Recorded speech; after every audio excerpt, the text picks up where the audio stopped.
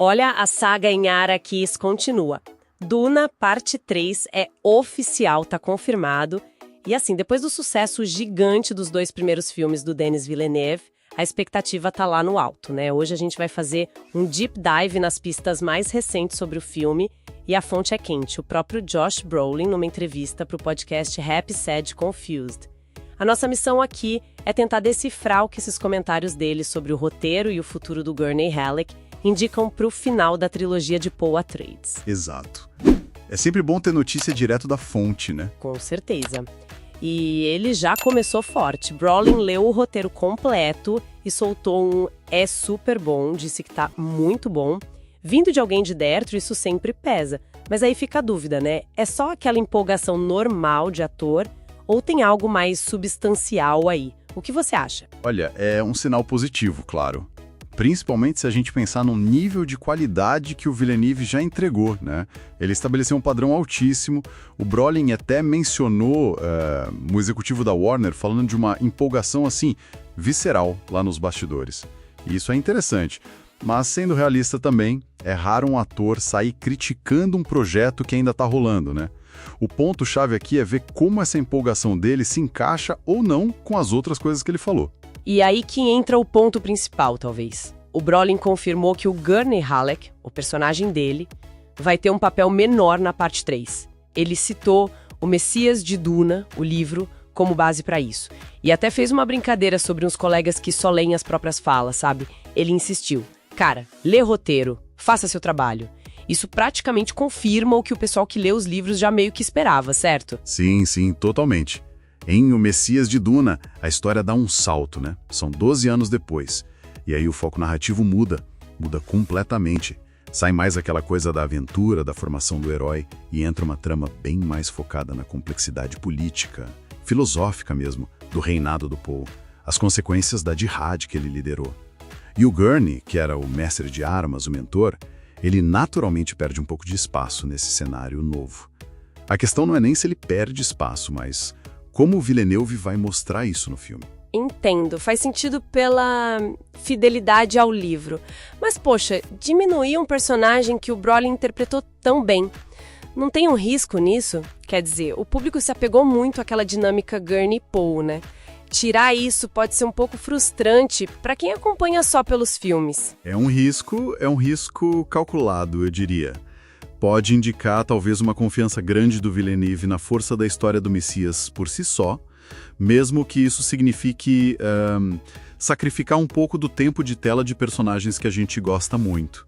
É como se fosse uma aposta na capacidade do público de acompanhar uma trama mais densa, talvez. Por outro lado, tem aquele comentário do Brolin, né? Ele disse que o filme encerra a saga de uma forma grandiosa. Isso sim levanta uma questão interessante sobre o equilíbrio que o Villeneuve está buscando. Exato. Como que ele vai conciliar essa natureza mais introspectiva, até sombria, do Messias de Duna, com essa promessa de um final grandioso? Porque se for uma fidelidade total ao tom do livro, talvez o filme seja visualmente menos espetacular que os outros dois, né? Precisamente. É o grande desafio. Talvez essa grandeza que o Brolin falou não seja necessariamente na escala das batalhas, tipo Duna Parte 2. Pode ser na força dramática, na força temática do desfecho da história do Paul. Ou, claro, o Villeneuve pode estar planejando amplificar certos eventos do livro para criar momentos de cinema bem impactantes, mas mantendo o núcleo filosófico ali intacto. Ele já mostrou que sabe adaptar, condensar, sem necessariamente trair a essência da obra. A redução do papel do Gurney, para mim, indica respeito ao material original.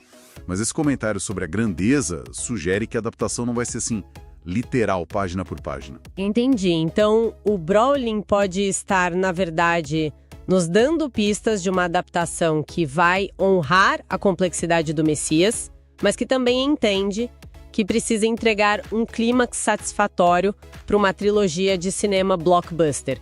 A confiança dele no roteiro parece vir justamente dessa combinação, talvez. É uma boa possibilidade. Ele pareceu genuinamente impressionado com o texto, o que é sempre um bom sinal. A forma como o Villeneuve vai navegar essa adaptação de um livro que é reconhecidamente bem diferente do primeiro. Esse vai ser o grande teste da parte 3. Bom, Então, para a gente recapitular nosso mergulho de hoje, temos um roteiro de Duna, parte 3, que recebeu elogios importantes, do Josh Brolin.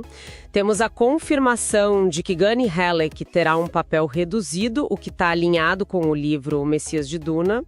E fica essa grande interrogação, né?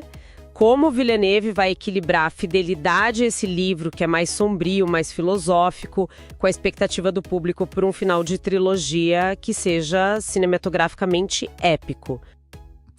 Exato. E isso nos deixa com uma última reflexão, eu acho. O Messias de Duna é um livro que, de certa forma, desconstrói muitas das ideias heróicas do primeiro livro. Ele foca muito nas consequências amargas do poder de Paul. Se o Villeneuve for realmente fiel a essa essência, como será que o público que se apaixonou pela jornada épica do Paul nos primeiros filmes vai reagir? Como vai se encontrar um protagonista talvez mais ambíguo, uma história menos triunfante? A reação a essa possível mudança de tom pode ser tão fascinante quanto o próprio filme. Fica aí pra gente pensar.